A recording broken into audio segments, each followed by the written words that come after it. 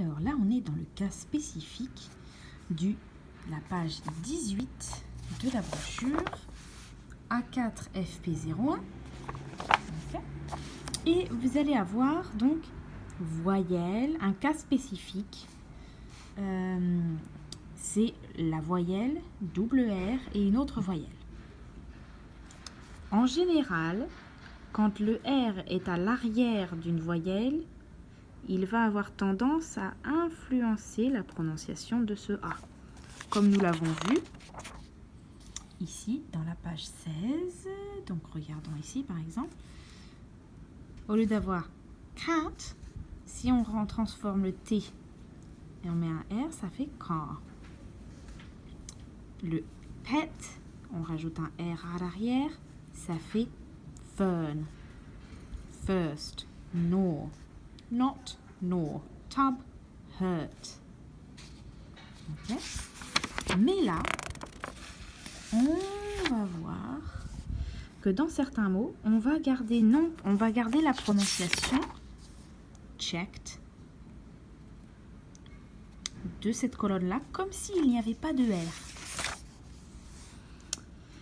Alors, ferry, ferry, horror, hurry. Donc ça se construit horror. Oh, ça bouge un peu.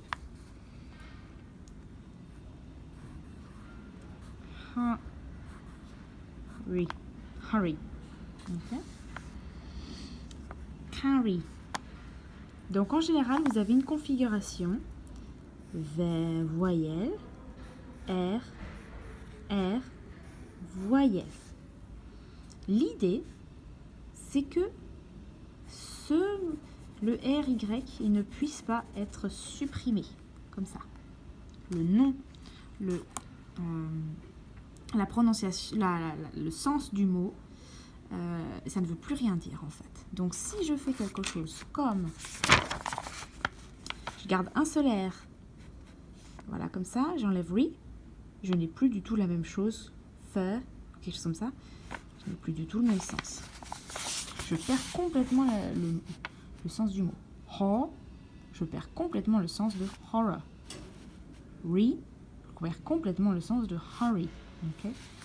Carry, je perds complètement le sens de car. Là, j'ai une voiture et ensuite j'ai porté. Même si quelque part, les deux voitures permettent de... Enfin, la voiture porte quelque chose aussi. Donc, vous avez en fait deux cas où on va avoir un V, R, R, V. Cas numéro 1, ça va être le hurry, horror, carry. Si je cache cette partie, je perds complètement le sens d'origine du mot. Le sens original. Là, dans ces cas-là, vous allez avoir une checked normal. Checked normal. Pour cette voyelle juste avant le R. Okay. Carry, furry, hairy. Okay. Mais vous allez avoir d'autres cas où en fait vous avez le mot d'origine comme blur qui va pouvoir dire, on va pouvoir créer un adjectif comme blurry. Et là on va rajouter un Y. Vous avez fur,